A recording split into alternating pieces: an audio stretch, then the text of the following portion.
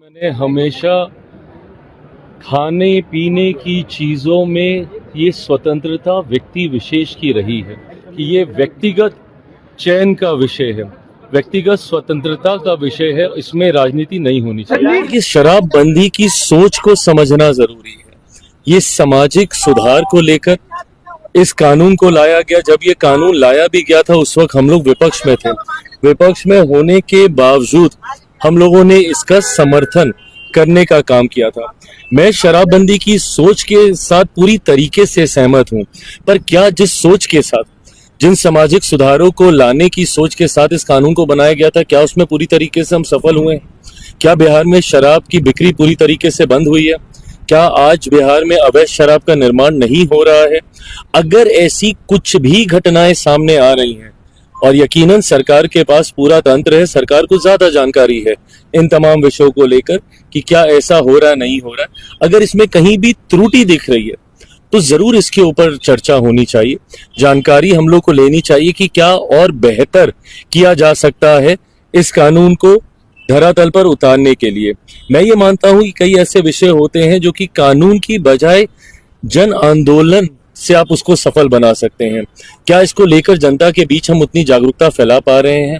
क्या जनता के बीच इसकी जागरूकता फैलाने के लिए और ज्यादा अभियान की हम लोग को जरूरत है? जनता को जागरूक करने की जरूरत है कि इसके प्रोज एंड कॉन्स क्या हैं।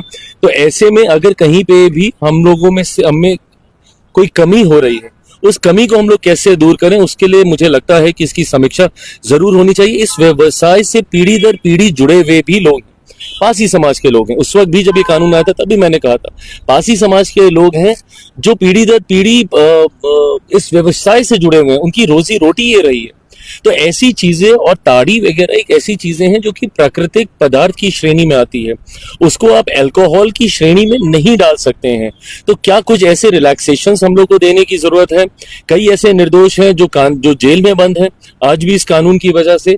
तो मुझे लगता है कि तमाम ऐसे विषय हैं जिसपे, और एक लंबा समय हो गया है, जब तक रेगुलर रिवीजन नहीं होगा तो कानून को ना हम बेहतर कर पाएंगे, ना जिस उद्देश्य से बना उसको पूरा कर पाएंगे। तो इसकी समीक्षा होनी चाहिए।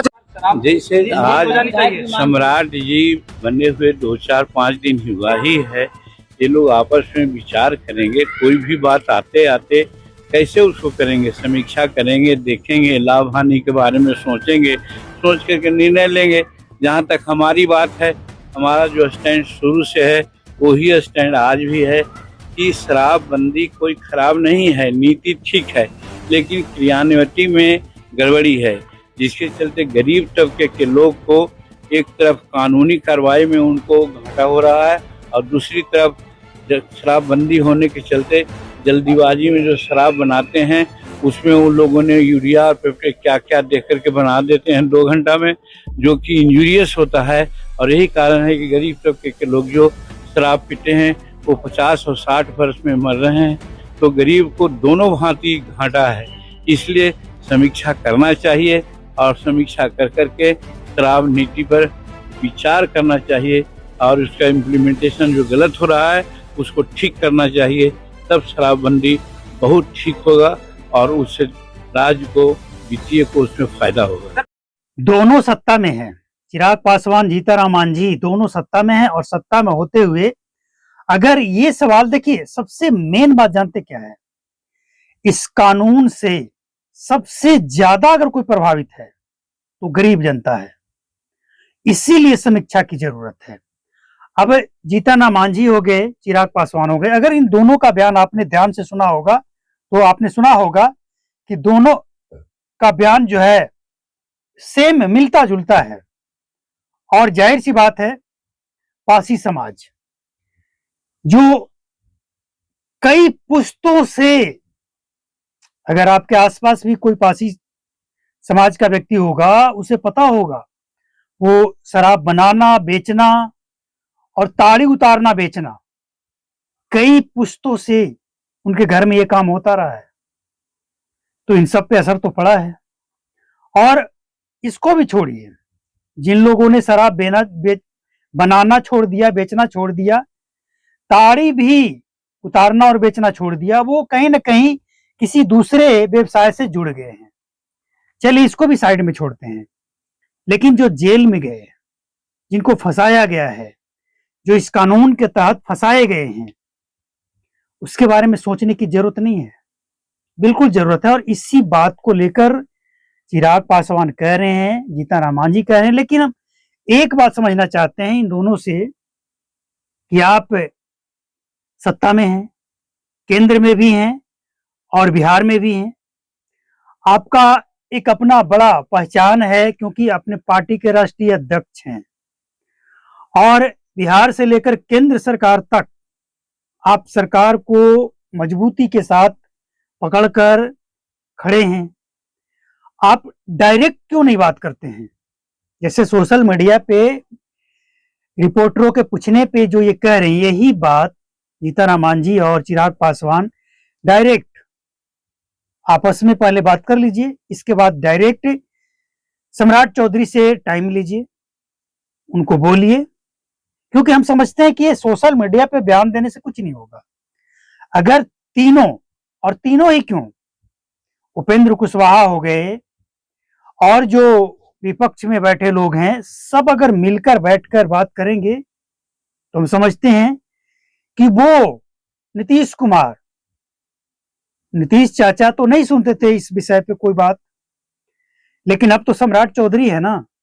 और जब सम्राट चौधरी हैं, जिन्होंने खुद स्वीकार किया है कि 30,000 करोड़ का नुकसान हो रहा है, जिन्होंने खुद स्वीकार किया है कि नीतीश कुमार ही बिहार में शराब बेचवाते हैं जब ये विपक्ष में थे, तो जब आप खुद स्वीकार कर ही चुके हैं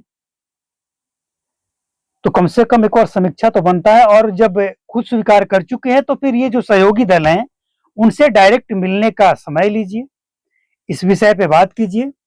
और हम तो कहेंगे कि एकदम 100% सम्राट चौधरी, नीतीश कुमार नहीं सुनते थे, लेकिन सम्राट चौधरी सबकी बात 100% सुनेंगे और उस पर अमल भी करेंगे। लेकिन पहले फेस टू फेस बैठकर बात तो कीजिए। और अगर राजनीति करनी है, मीडिया में बयान देना है, सोशल मीडिया में बयान देना है, फिर तो देते रहिए, किसी को भला नहीं होना इससे। क्योंकि 10 साल हो गया, भला होना होता ना तो बिहार का अभी जो रंग रूप है ना, वो कुछ और ही होता। अब रंग रूप का मतलब क्या? रंग रूप का मतलब ये है कि जिस तरह से बिहार ड्रग्स के चपेट में फंस रहा है और जिस तरह से लोग शराबबंदी केस के तहत, मतलब शराब बंद है तो शराब बेचने के जुर्म में, पीने के जुर्म में जिस तरह से लोग फंसाकर जेल भेजे गए हैं, इन सब चीजों को अगर आप ईमानदारी से बैठ मिलकर बात कीजिएगा तब इसका सलूशन निकलेगा, इस समस्या का समाधान निकलेगा, जिसका फायदा एकदम डायरेक्ट गरीबों को होगा। सबसे पहले तो अगर इस कानून में संशोधन हो तो जो बेगुनाह फंसाए गए हैं, अब आप कहेंगे कि कैसे पता कि वो बेगुनाह है? भाई कोई भी बंदा हो, उसके आसपास के लोग उसे अच्छी तरह से जानते हैं।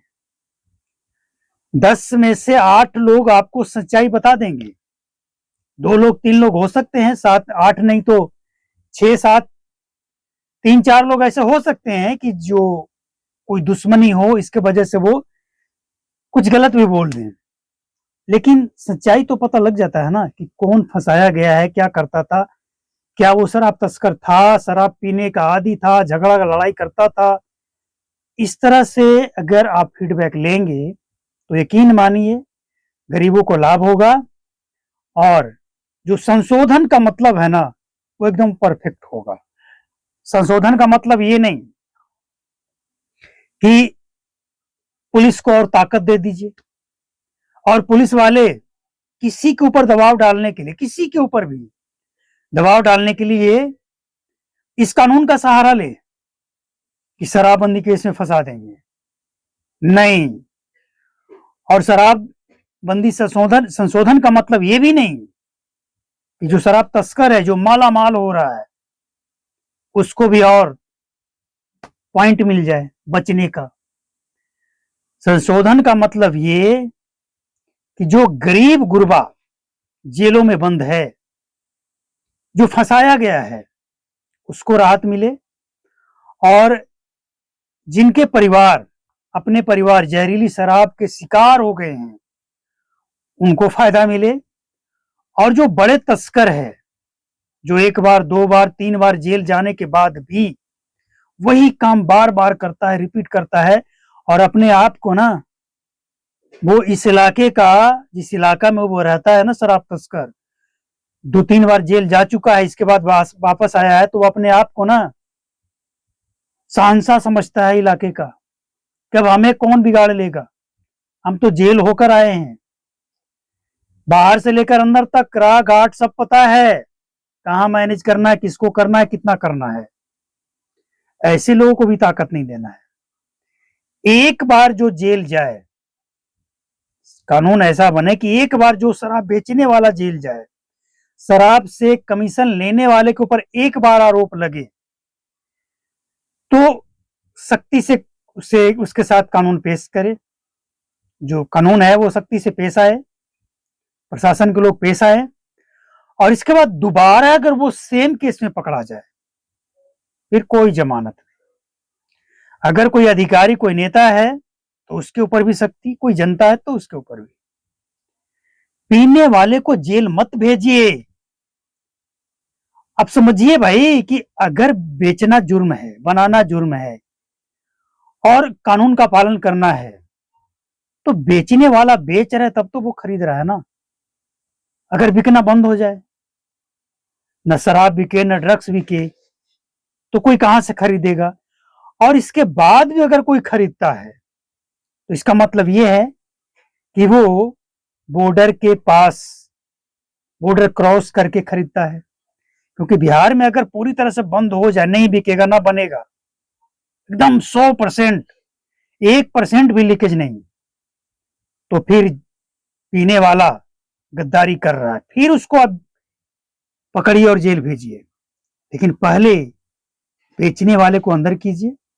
पीने वाला विक्टिम है, और संशोधन का मतलब यही है कि आम जनता को इसका फायदा मिले। बाकी सरकार अगर चलाना है तो सहयोगी दलों की बात की भी सुनिए, समीक्षा कीजिए। आज का यही डिमांड है, जरूरत है। शौक या मजबूरी या जो भी, लेकिन आज समीक्षा की जरूरत है।